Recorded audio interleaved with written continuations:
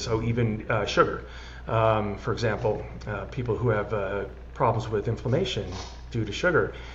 Sugar is really only the surface level. It's a surface level issue. It's not really what's causing the inflammation, but it's the sugars reacting in that way because of a deeper underlying issue within the metabolic function, metabolic health. So once we start to address those issues, sugar isn't a problem anymore. Oh, that's fascinating. That's really fascinating.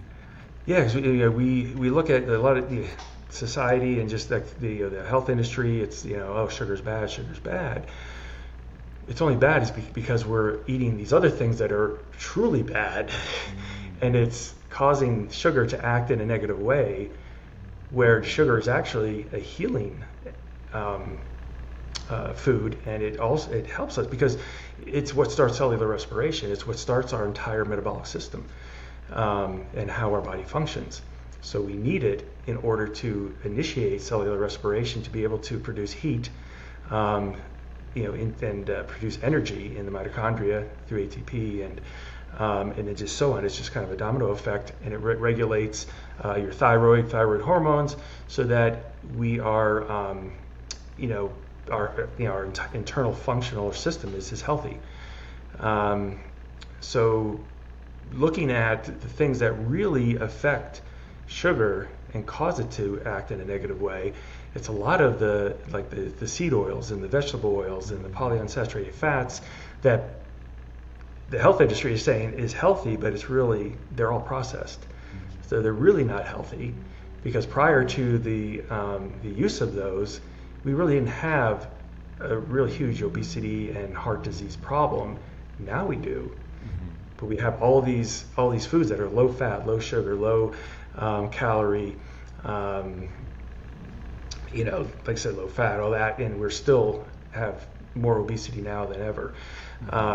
So it's really going back to the natural fats. It's really going back to the saturated fats, which are real butter, ghee, beef tallow, which is beef fat, lard, but you got to make sure it's from a good source, that they're eating grass and pasteurized, from a pasture, and not being injected, and not eating like grains and things like that. Fascinating. Oh, that's interesting. I haven't heard people address the physical health side from a gut perspective and a metabolic perspective, not into this detail. People talk, oh, take green powders, it helps your gut and stuff, but they don't actually go into like the nitty-gritty detail of like, oh, well, you have all of these inflammations, you have these food allergies, you have these food issues. Most of that's probably caused because you're eating shit. Most of this, you're having this sugar and it's causing these reactions. It's probably because of the other things you're eating. So let's fix that. And getting really to the heart of the issue. Right.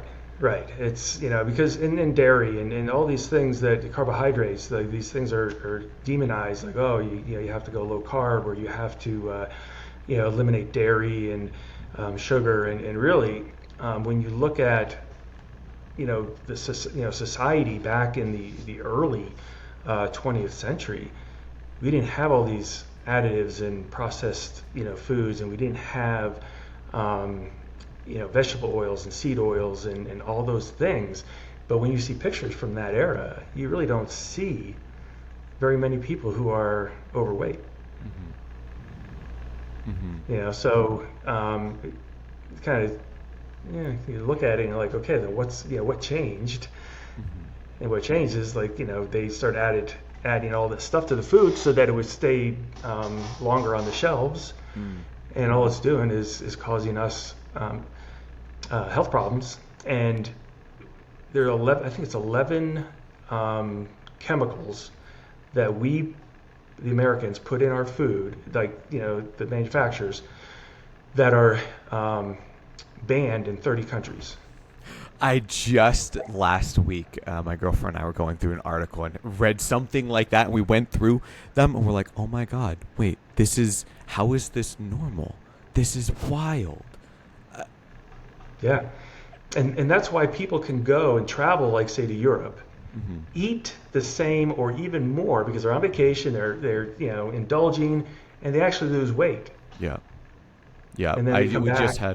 just had a friend come back from went to like 3 or 4 other countries for like a couple weeks and was like, okay, yep, we're gonna indulge a lot, we're gonna walk a lot, but we're gonna indulge, we're gonna gain some weight, and it came back and actually checked and lost weight. That exact situation, and they were like, Yeah, what?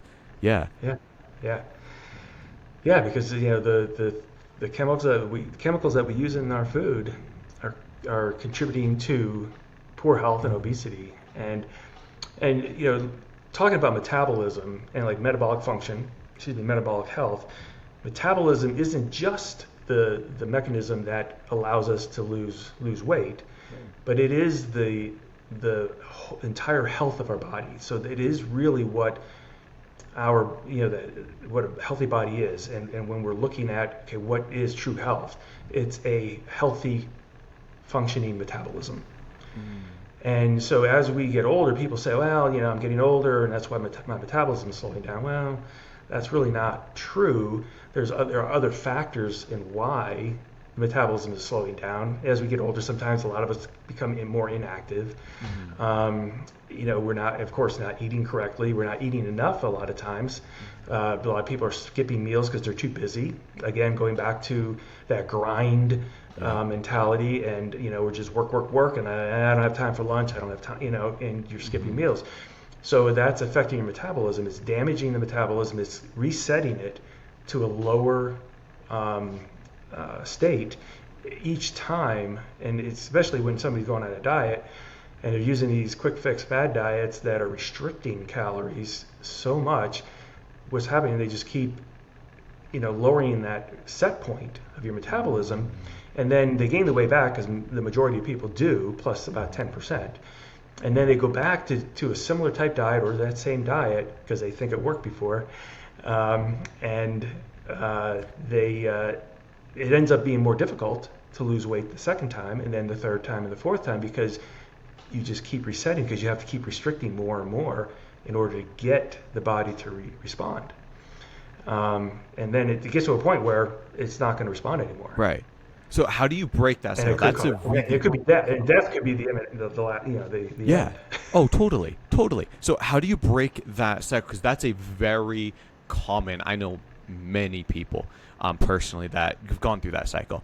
Um, how do you break? I mean, not to the end, to the death, but have gone very far down that. How do you break Yeah. that cycle? How do you heal that metabolism? What is so you had mentioned Well, eating very specific fats and foods. Are there other things that you would do? well, it's just mainly like fueling the body, making sure you're eating enough calories, and that's really kind of the start. So my program, everybody starts at 1,800 to 2,400 calories because most people are under eating. Yes, there are a lot that overeat or just eating, the wrong thing, but a lot of us are skipping meals, like I said, and or on these diets and hoping to lose weight, and we do, and then end up gaining it back. So we need to reset that metabolism. We need to fuel the body. So some clients will gain some weight in the beginning because we're introducing more calories. Now sometimes we might have to slowly increase because they're just not used to eating that much. So Totally. we don't want them feeling sick because they're eating double what they've eaten before. Yeah. But slowly increase that caloric intake. And I just wrote a post about the misconception of reducing calories in order to lose weight. And so yes, increasing the fuel to the body, making sure that we're eating enough, and that's the part of the healing process, is getting more calories in. So the body now is working, the metabolism is working, and it's now starting to run a little higher. So now you can burn some more burn some more calories as you're eating them. And then once we get to resistance training, you're starting to build lean muscle. Then that's what's going to increase resting metabolism. And 70% of your fat loss is going to be during sleep. That's the most efficient time that the body burns fat. Yeah, I guess that makes sense why they'll say like weigh yourself first thing in the morning. It's when you weigh the least or something like that. Makes sense. Right. Yeah, so that's your really true weight. You wake up in the morning, weigh yourself. That's your weight.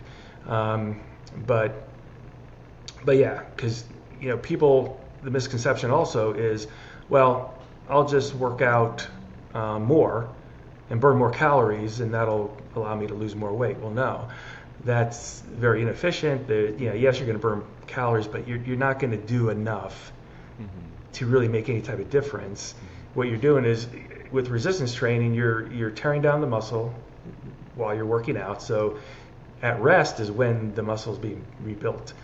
And so during sleep, and then as that rebuilds too, so now you're gaining more lean muscle, so now your resting metabolism is increasing. So during sleep again, you're going to be burning more fat. So that's, like I said, the most efficient. So that's another reason why it's important to get a good quality sleep. So 7 to 8 hours of sleep, so that you're reducing stress. So you're reducing cortisol and adrenaline, which is going to impede weight loss, and it's going to put you in that fight or flight scenario. So we're reducing stress, but then we're also now allowing the body to heal and build, and then also have that time for the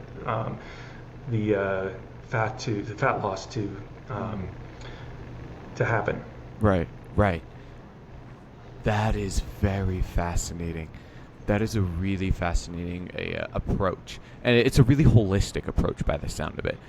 Instead of trying to put a quick fix Band-Aid on something, it's like saying, how do you say this? Instead of trying to address and fix something using the best of someone's present knowledge, it's looking at the science in the body and saying, how can we actually solve this problem? Instead of putting a Band-Aid in a short fix, let's actually heal this. Right. Wow. Right. And that's exactly what it is. And that's what I call, my program it's a holistic approach to proper health and weight loss. And going back kind of to the sugar thing is like, it's like the Band-Aid effect. It's like, okay, sugar is causing a problem for me, so I'm just going to eliminate sugar. Well, that's a Band-Aid. You're not looking at the deeper wound, this large wound that's deeper that you can't see. That's really the issue and what's causing the problem. Right. So you're just masking. You're not even masking. You just putting a Band-Aid on something, but then you're still unhealthy. Things are still not improved. Yeah. Oh, totally. That makes sense. When someone makes that transition, so actually, let me ask you this way. Looking through your clientele, people that you've worked with, and maybe this could include yourself as well, looking at someone who's been like, okay, I thought I was healthy, and then, started working with you, started actually and then realized, oh shit, I was just putting Band-Aids on this, actually went and healed their gut, actually went and helped improve and regulate the metabolism. What has been do they feel different? Like, what is some of the differences that you've noticed? Well, absolutely. I mean, of course, more energy, but I guess for myself, personal experience, definitely, because I've always had lactose intolerant symptoms. I mean, it's a good way to say that, lactose intolerant symptoms. It's a good way to say that. Yeah. Right, because I wasn't really lactose intolerant. Exactly. I was having the symptoms of it. And when I was able to, heal my gut, heal my metabolism, I don't have the symptoms anymore. I can drink milk, and I when I was younger, I used to love drinking a good cold glass of milk, and then for a long time I wasn't drinking it. So now I'm drinking milk again, and cheese doesn't bother me anymore. Ice cream. And ice cream, speaking of ice cream, yes, you can have ice cream every day because it is a complete food because it has a well-balanced protein, fats, and carbohydrates. So my mentor, who I trained under for metabolic nutrition, she has a degree in metabolic nutrition. She eats ice cream every day, every night. That's her evening snack. Wow. So, yeah. And Yeah, she's great. She's 47, I think she is 47, and she's like an amazing athlete. She usually wins her age group in Spartan racing and Oh doing a lot shoot. of those things. So Oh damn. Okay. Wow. yeah. Wow. The that's so So fascinating. so another thing too is like acid reflux. Uh-huh.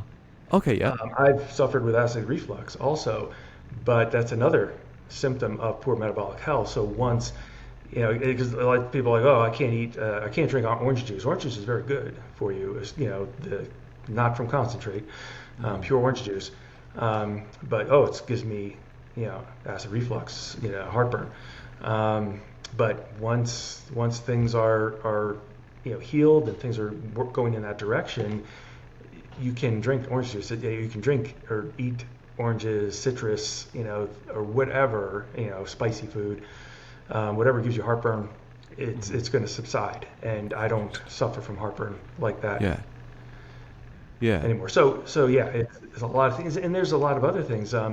It's just, just the whole bodily systems. It's, menopause for women are, when you have good, healthy metabolic function, menopause symptoms are reduced.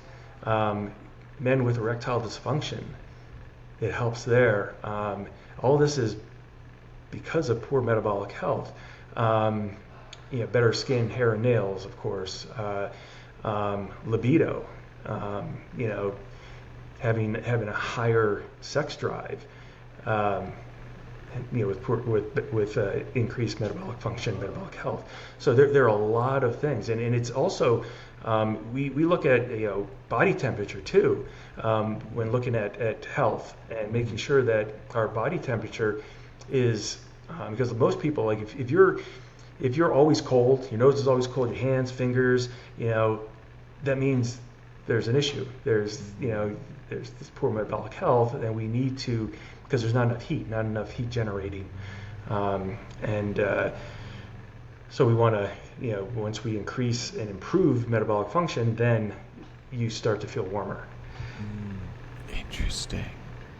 I mean, there's a lot that goes into it. It's like, are you pooping regularly? Right. And those things too. I mean, there's a lot more involved.